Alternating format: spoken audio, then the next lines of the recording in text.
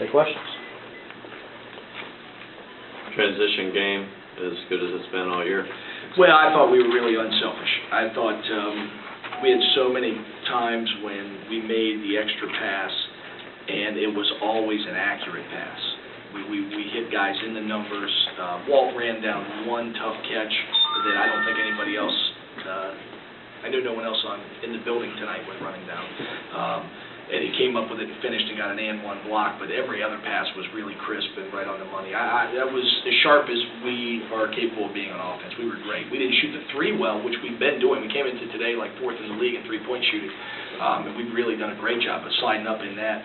But offensively, we were good in the zone. We saw the diagonal pass, and you didn't get assists for him, but Omari threw 2 or 3. Got Chris Blake got fouled, got Xzavier got a layup left-handed. So there were a lot of positives offensively for us today. Most complete win of the season, you think?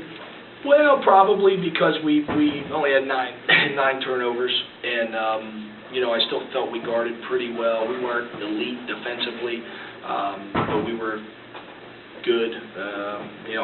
I'm always a little greedy. I mean, they shot 40% in 29. I'd like it to be a little lower, but I thought we played well. I thought we really played well. Geno, how big was it for not only for X to get the double-double, but to control the fouls? We didn't have a foul till the second half. Got a lot of it. Yeah, well, as we all know, I mean, and he knows that's been his biggest Achilles heel on the season has been the fouling, and it's really not been one-on-one fouling. He's been a terrific shot challenger for us all year and staying vertical on drives and making guys finish up over top of him. He's made a lot of guys miss because he's really got good discipline about not swiping down.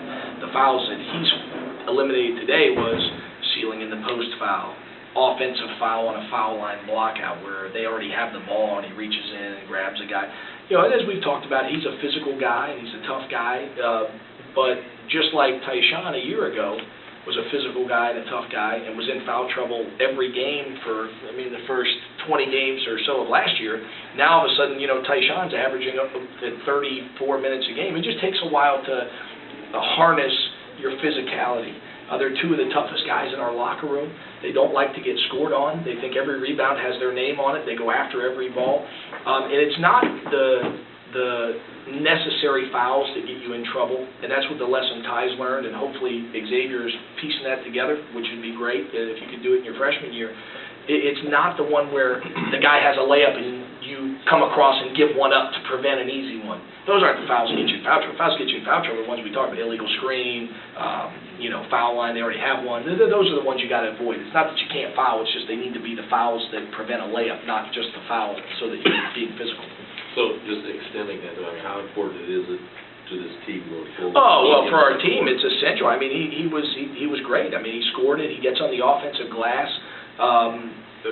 He's going to be really good. I know I've said that all year. And you can't. The best learning is on the floor.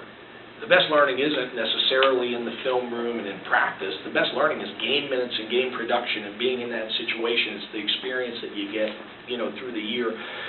So him being able to play without fouling really can extend it. And you could tell because like 5 minutes ago in the first half, apparently they had tied a piano on his back, running back for defense a couple times.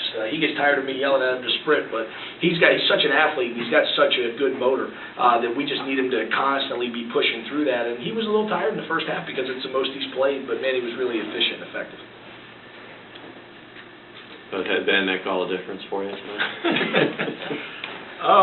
Not exactly. I just wanted to try something different. I just wanted to go back to my high school days just to just try it out for the pink game. But other than that, no. I just came out aggressive and just played my game, and my shots just started falling.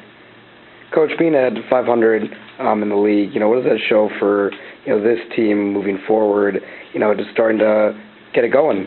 Well, we're playing our best basketball. I mean, that's the thing it shows. We started out like 1-4, and now we've won 5 out of 7, and in that 7-game sequence. And it takes a month to play 7 games in the conference because you're playing 2 a week.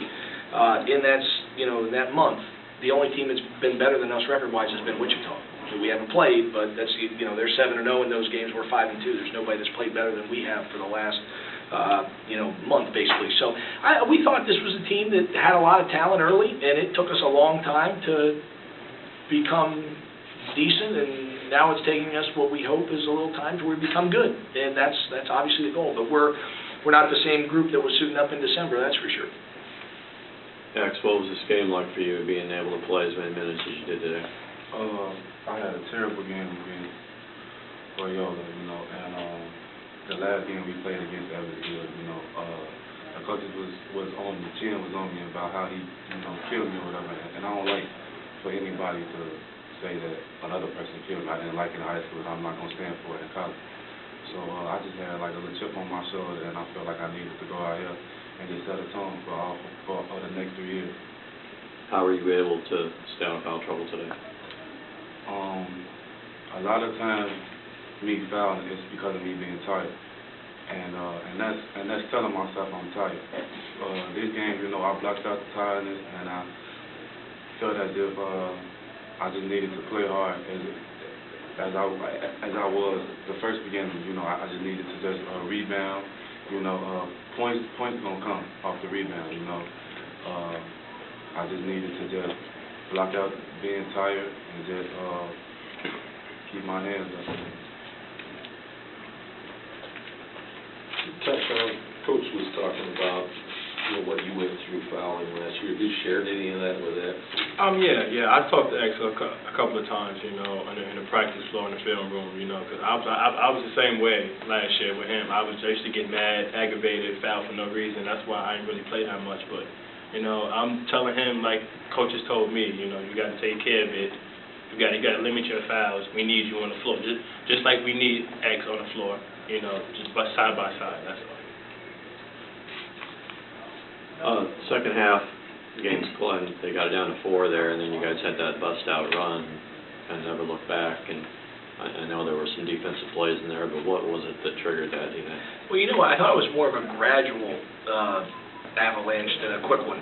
We didn't really have a fast 10-0 run, I didn't feel like, but we kept getting stops, and then every time we got out in transition, like, we already had talked about, I think that those plays, they ignite not only the crowd, but they ignite the bench, they ignite the guys on the floor. When you get an unselfish play from a teammate, you go up and you get a dunk or three-point play, and several of them were three-point plays, so now we can get on the foul line, which allows us to go back and set up our defense.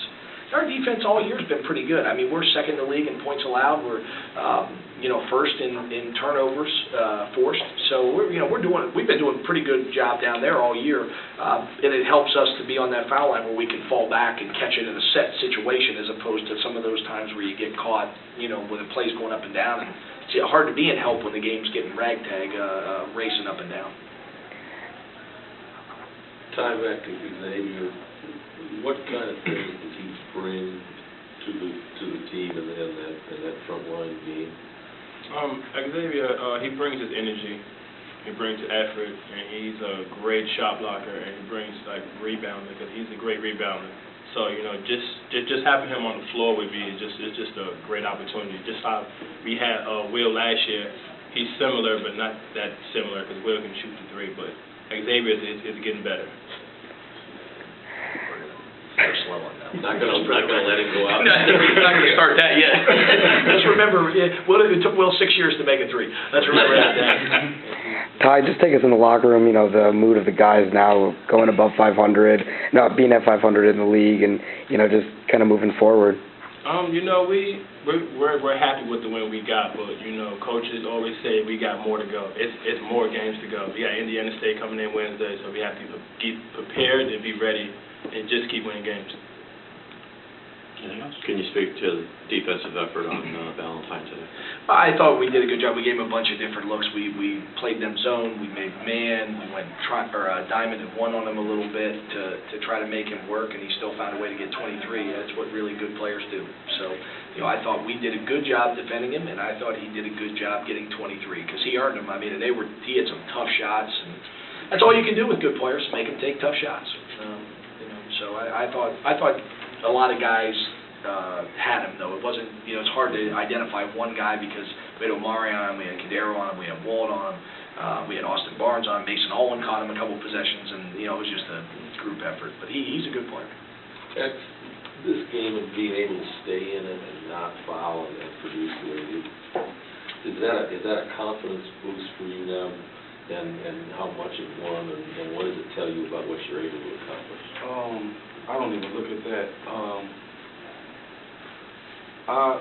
I've had two coaches in my life that inspired me and just made me feel like I have all the confidence in the world.